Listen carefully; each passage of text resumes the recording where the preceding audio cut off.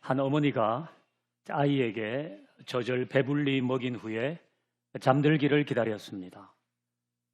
그런데 자기는커녕 보채고 울고 또 울고 보채기를 반복했습니다. 아이도 엄마도 지쳐갈 즈음에 이 어머니가 좋은 생각이 났다는 듯이 그 아이를 업고 서당으로 뛰어갔습니다. 훈장님, 책 한 권만 빌려주십시오. 책은 왜요? 전에 보니까 아이들이 책을 보자마자 자더라고요. 이런 경우 책은 고농도 수면제입니다. 그 책이 수면을 유도할 때가 종종 있습니다. 성경도 예외는 아닙니다. 성경 중에도 고농도 수면제 역할을 하는 부분이 있습니다. 요즘 우리가 묵상하는 레위기도 빼놓을 수 없는 부분이죠. 그래서 혹자는 레위기를 구약의 수면제라고 부릅니다. 하지만 반대 의견도 있습니다. 레위기는 수면제가 아니다. 도리어 영적인 각성제이다. 영양제이다. 그렇게 말하기도 합니다. 그만큼 신앙생활에 꼭 필요한 말씀이다. 그런 뜻이겠죠. 여러분에게 레위기는 수면 유도제입니까? 아니면 필수 영양제입니까? 저는 이번에 우리가 레위기를 묵상하는 중에 이 레위기가 우리 모두의 영적인 건강에 도움이 되는, 또 우리를 깨어나게 하는 책이 될 수 있기를 바랍니다. 이제 오늘 본문은 구약 성경에서 가장 대표적인 제사인 번제에 관한 말씀입니다. 번제의 목적은 두 가지라고 했습니다. 속죄와 헌신입니다. 죄를 지었을 때 속죄하기 위해 번제를 드렸습니다. 또 하나는 하나님께 전적으로 헌신한다는 뜻입니다. 아브라함이 모리아 산에서 이삭을 번제로 드린 것은 자신의 전적인 헌신을 나타냈습니다. 솔로몬이 왕이 된 이후에 1천 번제를 드렸죠.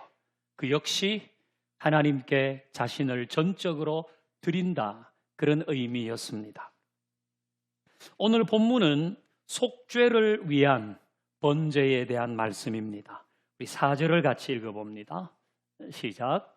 그는 번제물의 머리에 안수할지 그를 위하여 기쁘게 받으심이 되어 그를 위하여 속죄가 될 것이라. 아멘. 번제물을 드리는데 그것은 그를 위하여 속죄가 될 것이다 그랬습니다. 이 속죄라고 하는 것은 히브리어로 카파르인데 덮다, 가리다, 그런 뜻입니다. 뭘 덮고 뭘 가리는 걸까요? 죄. 좀 더 정확히 말하면 죄에 대한 하나님의 진노를 덮고 가리는 것입니다. 그 죄에 대한 하나님의 진노, 그 죄에 대한 하나님의 심판, 그것을 덮고 가리는 것이 번제입니다. 이제 번제, 소제, 화목제, 그 다음 속죄제도 나오잖아요. 이 속죄제는 죄 자체, 부지 중에 지은 죄 자체를 위해서 드리는 제사라고 하면, 이 번제는 좀 더 광범위하게 그 죄로 인해서 생기는 하나님의 진노를 해결하기 위한 제사입니다. 이 번제는 어떤 절차를 따라서 드렸을까요?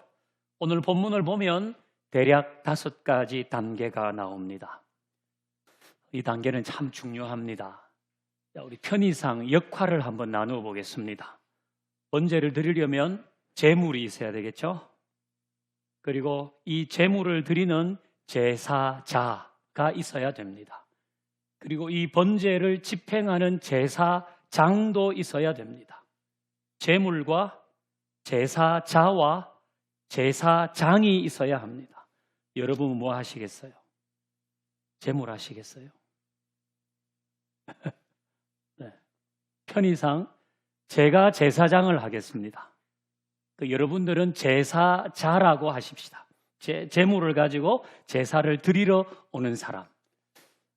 이제 번제가 어떤 절차에 의해서 진행되는지 보겠습니다. 설교 노트 1번에 2번 같이 보면서 한 단계 한 단계 살펴보십시다. 첫 번째 단계는 흠 없는 제물을 준비하는 것입니다. 흠 없는 제물을 준비해야죠. 이게 첫 번째 과정입니다. 3절을 같이 볼까요? 3절 시작. 그 예물이 소의 번제이면 흠 없는 수컷으로 회막문에서 여호와 앞에 기쁘게 받으시도록 드릴지니라. 아멘. 먼저는 흠 없는 제물을 준비해야 되는 겁니다. 이 흠 없는 제물을 어디까지 가져와야 돼요? 회막까지 가져오는 거예요. 이 회막은 성막과도 똑같은 의미이고 성전과도 똑같은 의미입니다. 자, 이 회막은 이스라엘 전역에 몇 개 있어요? 단 한 개 있습니다. 30개, 100개 곳곳에 있는 것이 아니라 회막은 단 하나, 한 곳에 있습니다. 실로에 있었다가 베델에도 있었다가 예루살렘에는 성전이 지어지면서 거기에 고정되었지만 이스라엘 전역에 하나입니다. 어떤 사람은 이 회막이 있는 곳에서 200km 이상 떨어진 곳에 사는 사람도 있었어요. 그러면 그 제물을 자기 집에서부터 준비해 오는 겁니다. 흠 없는 제물이어야 됩니다. 그 200km를 걸어서 오는 동안에 제물에 문제가 생기면 안 돼요. 아프거나 다치면 다시 집으로 가서 그 제물을 가지고 와야 돼요. 이게 굉장히 쉽지 않은 과정입니다. 그래서 신약 성경을 보면 예수님이 성전을 정화하실 때 거기서 짐승 파는 사람을 다 내쫓으셨잖아요. 이거는 본래 제물을 드리는 제사자가 처음부터 흠없는 제물을 자기 집에서부터 가져와야 되는데 꾀가 생긴 거예요. 그렇다가 문제 생기면 말짱 헛거야. 그러니까 성전 앞에서 사자, 비싸더라도. 그게 잘못된 거 아니에요. 흠없는 제물을 준비해서 회막까지 가지고 오는 것. 이것이 첫 번째 단계입니다. 두 번째는 안수하는 겁니다. 4절을 같이 읽습니다. 4절 시작. 그는 번제물의 머리에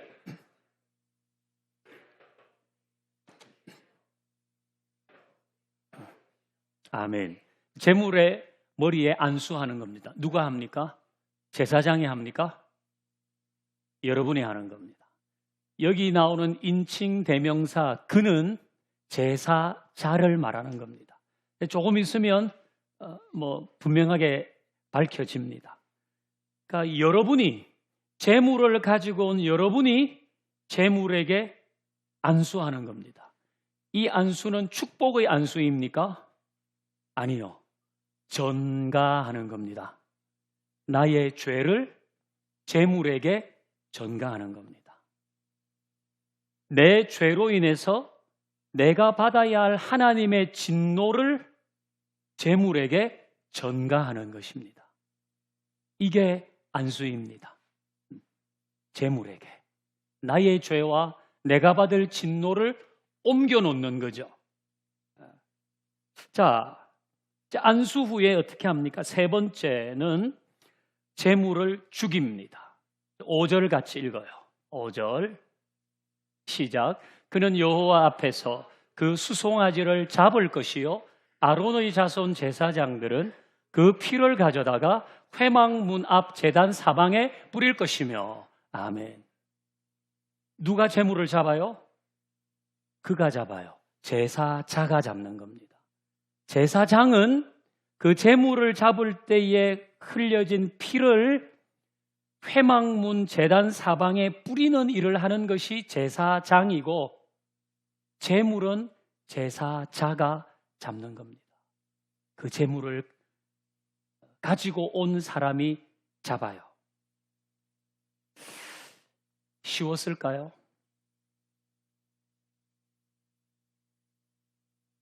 저희 누나들이 임신을 하면 저희 어머니가 가물치를 종종 고아 주셨어요. 가물치 알죠? 이따만한 그 민물 그 생선이 민물 생선이죠. 그러니까 이렇게 큰 들통에다가 참기름을 쫙 부은 다음에 솥을 달구잖아요. 그 솥이 뜨거워지면 가물치를 산채로 집어넣고 뚜껑을 빨리 닫아야 돼요. 그 안에서 툭 하다가 죽잖아요. 그럼 거기다가 물을 잔뜩 부어가지고 이제 고아내는 거죠. 제 기억에 언젠가도 그렇게 한번 했어요. 그래서 우리 누나 중에 한 명이 그 소뚜껑을 잡아야 되는데 소뚜껑을 잡았다가 엄마야 이렇게 된 거예요. 그러니까 그 가물치가 허물이 다 벗겨져 가지고 주방 바닥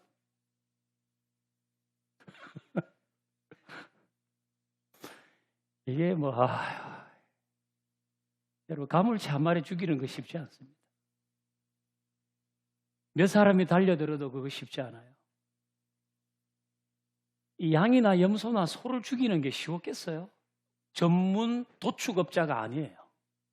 이걸 뭐 전기 충격기로 하는 거 아니에요. 칼로 해야 되는 거예요. 한 10년 정도 전에 우리 교회에 2년 연속 부흥회를 하러 오신 이지웅 목사님 계세요. 그분이 그때 이 얘기를 했거든요. 그때는 그분이 선교단체에서 그 성경을 가르치는 학교 교장이었어요. 그 합숙하면서 한 3개월 텀으로 성경을 가르쳐요. 그 모세 오경이 끝나고 나면 실제로 번제를 드리는 걸 실제로 해본대요. 실제로. 그 학생들을 다 모아놓고 실제로 양을 잡아서 번제를 드리는 과정을 재현하는 거예요. 쉽지 않다 그랬습니다. 자기가 이제 그걸 대표로 이제 하는데 몇 년을 해도 그게 쉽지 않대요. 유튜브를 보고 어디를 찌르면 죽는다는 거 그렇게 열심히 봐도 실제로 하면 안 된다는 거예요. 심장을 찌르면 죽고 이게 미간 사이를 이게 정확하게 찌르면 죽고 이게 숨통, 동맥을 끊으면 죽는데 심장을 한 번 찔러서 죽잖아요. 그러면 또 찌르고 또 찌르고 또 찌르고 미간을 정확하게 맞출 수가 없는 거예요. 그럼 몇 번 여기를 찌르면 눈도 찌르고 이게 동맥을 끊는 게 끊겨도 안 죽는데요. 그럼 또 몇 번을 그걸 해야 돼. 그러면 그 같이 있던 보고 있는 학생들이 주저앉는 사람도 있대요. 그 왜 그런가 하면 그걸 그냥 그날 양을 사오는 게 아니라 양을 그 학교가 시작될 때부터 양을 기르는 거예요. 거기에서 먹이도 주고 사진도 같이 찍고 그 양하고 눈도 맞추고 아이 예쁘다 이랬는데 그러니까 그 양을 이제 번제로 드리려고 잡아와서 안수할 때부터 사람들이 벌써 운대요. 이게 어떻게 될 줄 아니까. 얘 죽겠구나. 이게 내 죄 때문에 죽는구나. 이걸 아니까 벌써 그때부터 사람들이 운대요. 그리고 이 양을 잡는 과정이 시작되면 뭐 오열하고 주저앉는 사람이 많다는 거예요. 어쨌든 제사자가 양을 죽여야 돼요. 그 제물을 죽여야 되는 거예요. 그리고는 뭐 합니까? 네 번째 단계. 제물의 가죽을 벗기고 각을 떠요. 1장 6절 우리 같이 읽어봅니다. 시작. 그는 또 그 번제물의 가죽을 벗기고 각을 뜰 것이요.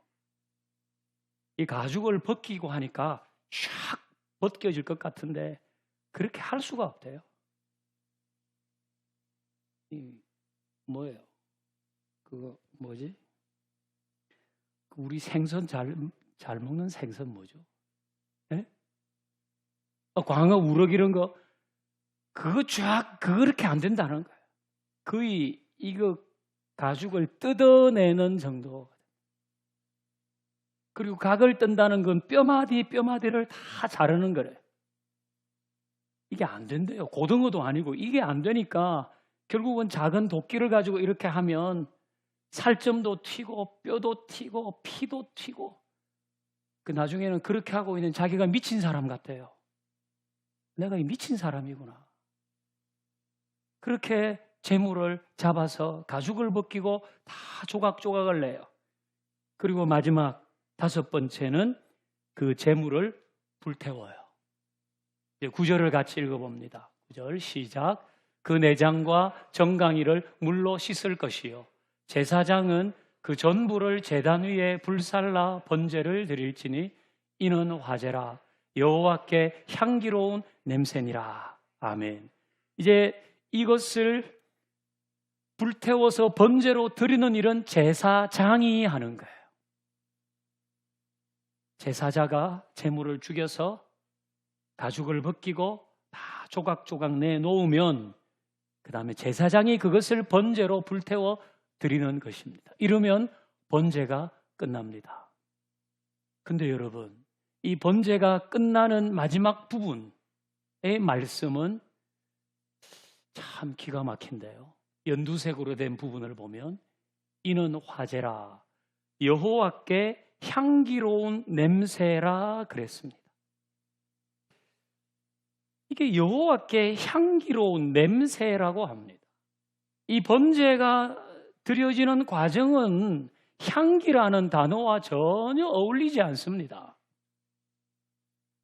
그런데 하나님은 이걸 향기롭게 여기십니다. 너무 좋아하신다는 겁니다. 거의 도살 수준의 과정을 하나님은 왜 좋아하실까요? 자, 우리 설교 노트 이 5단계를 다시 한번 쭉 봅니다. 이 중에서 한 단계를 빼면 도살이 되고 한 단계를 넣으면 번제가 되는 게 있습니다. 뭘까요? 안수입니다. 이 과정 중에 안수가 없으면 그냥 짐승을 잡는 겁니다. 그런데 이 과정에 안수가 있기 때문에 번제가 되는 것입니다. 이 안수의 과정이 있기 때문에 하나님은 이 모든 것을 향기롭게 받으신다는 겁니다. 안수는 뭐라고 했습니까? 나의 죄를 전가하는 것입니다. 죄 때문에 내가 받아야 할 하나님의 진노도 전가하는 것입니다. 그러니까 결국 이 재물이 죽은 이유는 내 죄가 죽은 것이 되는 겁니다. 하나님은 그냥 이 짐승을 죽인 것으로 보지 않으시고 내 죄가 죽은 것으로 보시는 겁니다. 내 죄의 숨통이 끊어지고 내 죄의 껍질이 벗겨지고 내 죄가 조각조각 나서 불태워진 것으로 보시는 겁니다. 하나님은 이 번제를 통해서 내 죄가 사라졌기 때문에 기뻐하시고 이걸 향기롭게 받으시는 것입니다. 죄가 사라졌기 때문에. 하나님의 진노가 해결되었기 때문에. 하나님은 동물을 학대하는 분이 아니라 죄에 대해서 진노하는 분이시죠. 이게 번제입니다. 이것이 번제의 과정이 알려주는 핵심입니다. 번제는 죄를 죽이는 것이고 그 죄에 대한 하나님의 진노를 해결하는 제사입니다. 자, 우리는 번제를 드리지 않잖아요. 내가 직접 제물을 죽이면서 죄가 이렇게 무서운 거구나. 그걸 깨달으면서 번제를 드리지 않아요. 그렇다고 내가 내 죄 때문에 하나님의 진노를 받아 죽는 것도 아니에요. 여러분, 하나님의 공의는 내가 죄를 지으면 내가 그 벌을 받아야 되는 게 하나님의 공의입니다. 내가 죄를 지으면 내가 죽는 것이 하나님의 공의인데 나도 안 죽고 내가 재물도 죽이지 않아요. 그러면 하나님의 공의가 사라진 것입니까? 하나님은 더 이상 죄에 대해서 진노하지 않으시는 건가요? 이제 PPT 화면을 한번 보십시오. 자, 히브리서에 있는 몇 구절 옮겨 적었습니다. 먼저 히브리서 9장 12절입니다.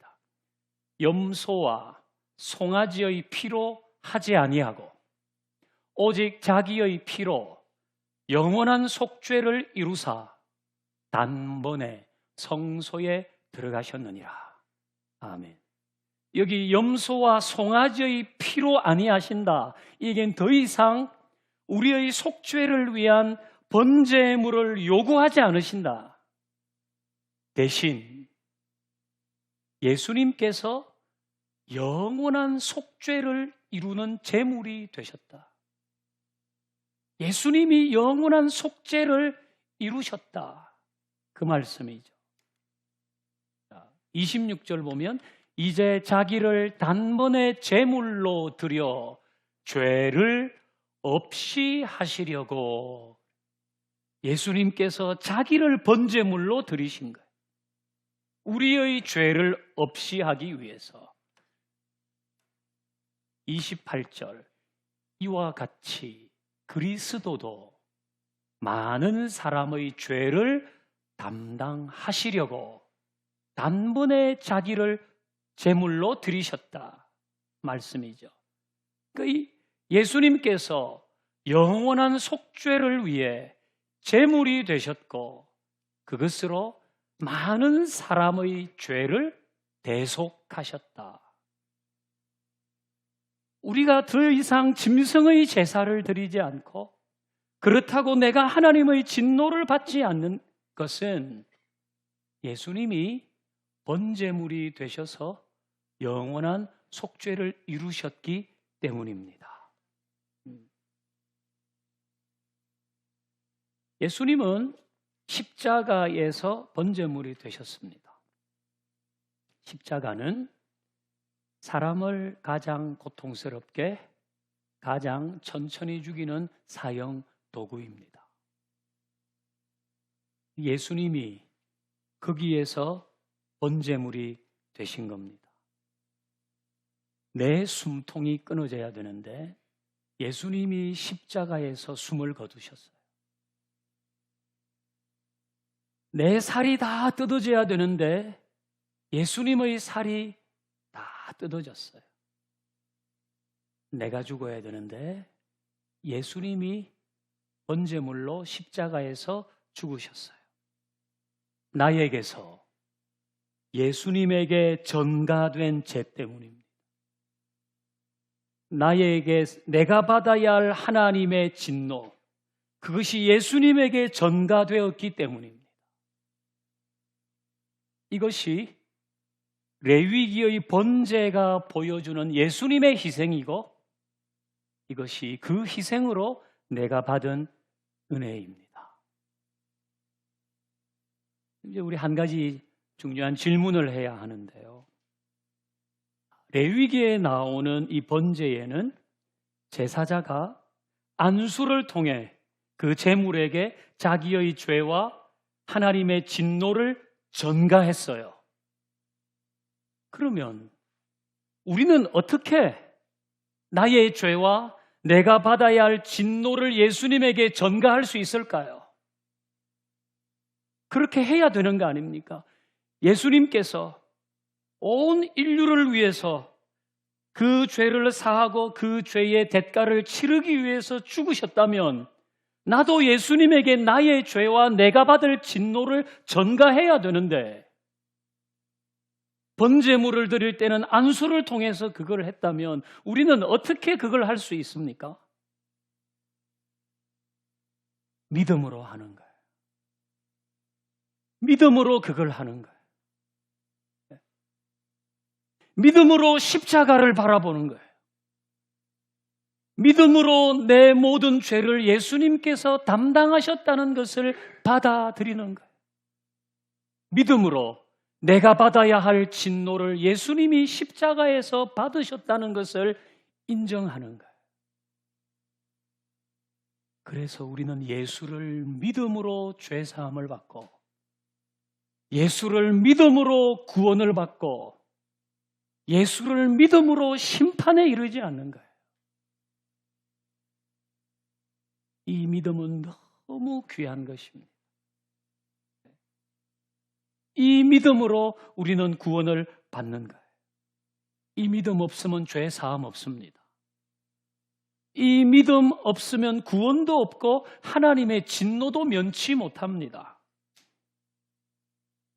이 믿음은 목사가 확인해 줄 수 있는 게 아닙니다.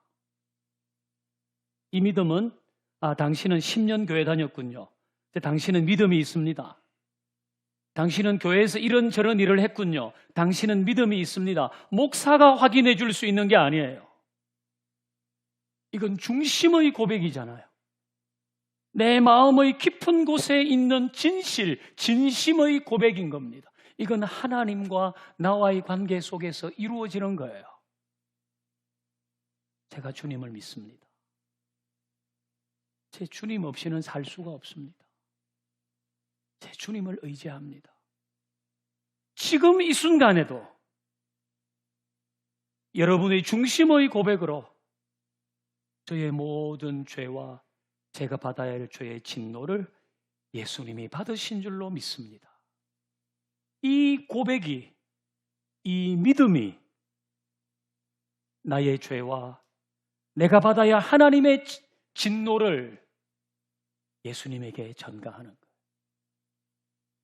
그럴 때에 예수님의 대속의 은혜가 나의 은혜가 되는 것입니다. 저는 이런 믿음이 여러분의 중심에 다 있다고, 여러분이 그런 고백을 마음 가운데 가지고 있다고 믿습니다.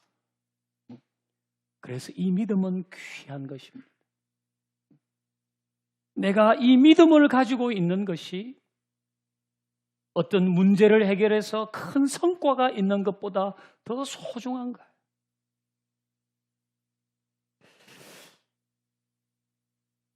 자, 우리가 믿음으로 나의 죄와 하나님의 진노를 예수님께 전가할 때 예수님에게서 우리에게 전가되는 것도 있습니다.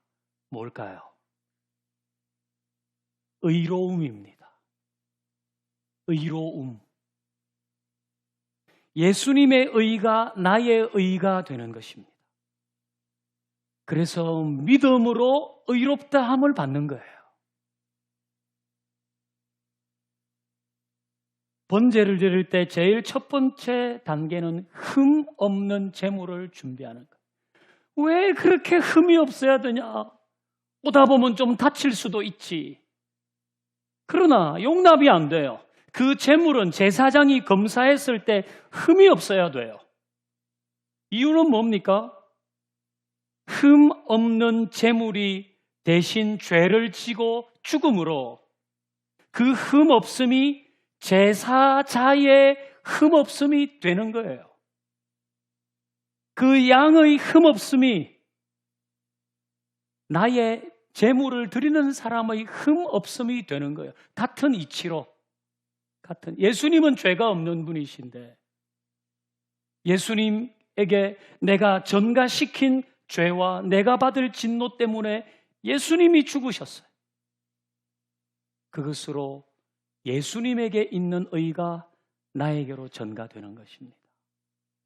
그래서 하나님은 우리를 의롭다고 하시는 거예요. 의롭다. 우리의 예배를 받으시고 우리의 기도를 들으시고 우리를 사랑하는 자녀라고 불러주시는 것입니다. 우리가 3년 전부터 결심하고 죄를 안 짓고 하나님을 거북하게 할 어떤 행동도 하지 않았기 때문에 오늘 의롭다고 인정을 받는 것이 아니라 아무 죄 없는 예수님, 그 예수님이 죽으심으로 예수님의 의가 나에게 전가되었기 때문인 것입니다. 그래서 우리는 하나님의 자녀가 되고 하나님의 사랑을 받고 그 사랑 가운데 사는 사람이 된 거죠. 오늘 설교 제목은 죄를 죽인 번제, 나를 살린 십자가입니다. 그냥 보기에는 끔찍한 제사인 번제를 하나님께서 향기롭게 받으시는 것은 그 번제를 통해 죄가 죽었기 때문, 그 번제를 통해 죄가 죽었기 때문인 거예요. 하나님의 진노가 해결되었기 때문입니다. 그럼에도 불구하고 우리가 번제를 드리지 않는 것은 예수님이 십자가에서 번제물이 되어서 나의 죄값을 치르시고 내가 받아야 할 진노를 대신 받으시고 나를 살리셨기 때문입니다. 이것은 대단히 놀랍고 큰 은혜입니다. 그야말로 시인의 고백처럼 바다를 먹물 삼고 하늘을 종이 삼아도 다 쓸 수 없는 크고 놀라운 사랑인 겁니다. 사랑하는 교우 여러분, 우리 다 나의 죄 사함과 내가 하나님의 자녀가 된 이 의로움이 십자가로부터 주어진 은혜인데, 이 십자가의 은혜가 어떤 과정을 통해서 우리에게 은혜로 왔는지를 늘 깨닫고 거기에 대한 감사, 그리고 예수님의 의로움이 우리에게 전가되어서 이제를 우리를 어렵다고 인정해 주시잖아요. 거기에 걸맞는 삶도 우리가 살아내야 할 숙제일 것입니다. 우리 모두 그런 은혜를 누리며 그 은혜에 참여하는 사람이 되어서 살아갈 수 있기를 주의 이름으로 축원합니다. 이제 우리 함께 찬양하십시다.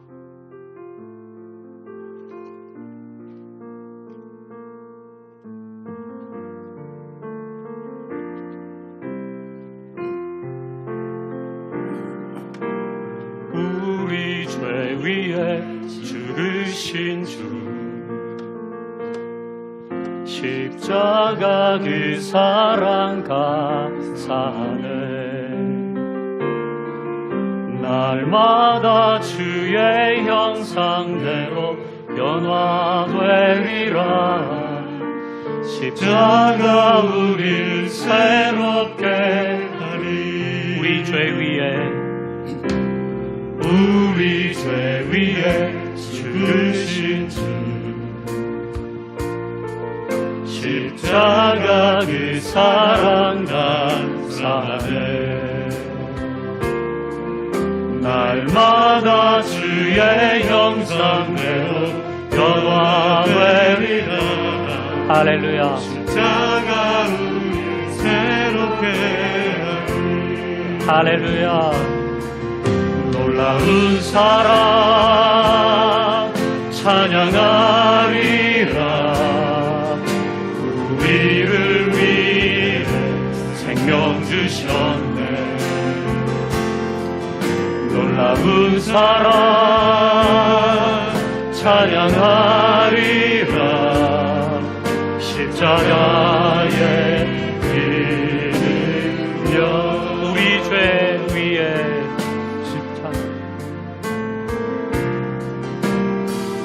우리 죄 위에 죽으신 주, 십자가 그 사랑 감사해. 날마다 주의 형상대로 변화되리라. 아멘. 십자가 우리 새롭게 놀라운 사랑 찬양하리라. 놀라운 사랑 찬양하리라. 우리를 위해 생명 주셨네. 놀라운 사랑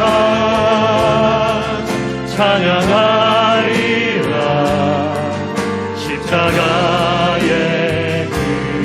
사랑 찬양하리라. 놀라운 사랑 찬양하리라. 우리를 위해 생명을 내어주신 생명 주셨네. 할렐루야. 놀라운 사랑 찬양하리라. 십자가의 우리 목소리 높여서 우리 죄 위에 죽으신 주 십자가 그 사랑 감사하네. 날마다 주의 형상대로 변화되리라. 십자가 우리 두 손을 들어서 놀라운 사랑 찬양합니다. 놀라운 사랑 찬양하리라. 우리를 위해 생명 주셨네. 놀라운 사랑 놀라운 사랑 찬양하리라. 십자가의 그 놀라운 사랑 찬양합니다. 놀라운 사랑 찬양하리라. 내 대신 제물이 되어주신 예수님 생명 주셨네. 놀라운 사랑 놀라운 사랑 찬양하리라. 십자가의 그 능력 십자가의 그 십자가의 그 사랑 십자가